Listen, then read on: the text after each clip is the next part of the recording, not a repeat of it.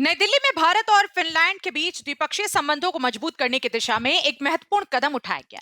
प्रधानमंत्री नरेंद्र मोदी ने हैदराबाद हाउस में फिनलैंड के राष्ट्रपति अलेक्जेंडर स्टब के साथ प्रतिनिधिमंडल स्तर की वार्ता की। इस बैठक के दौरान दोनों देशों के बीच आपसी सहयोग को और मजबूत बनाने पर विस्तार से चर्चा हुई।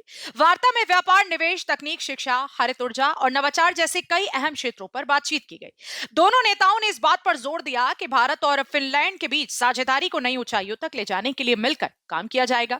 प्रधानमंत्री नरेंद्र मोदी ने कहा कि भारत और फिनलैंड लोकतांत्रिक मूल्यों और पारदर्शिता के साझा सिद्धांतों से जुड़े हुए हैं।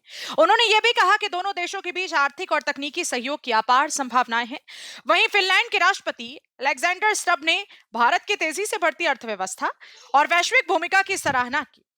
बैठक के दौरान दोनों देशों के प्रतिनिधि मंडलों के बीच विभिन्न मुद्दों पर विस्तार से विचार विमर्श हुआ। साथ ही भविष्य में सहयोग के नए अवसरों को लेकर के भी सकारात्मक चर्चा की गई।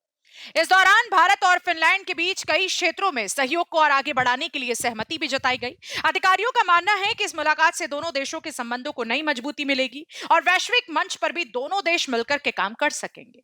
हैदराबाद हाउस में हुई यह बैठक भारत और फिनलैंड के बीच बढ़ते रणनीतिक और आर्थिक सहयोग का प्रतीक मानी जा रही है।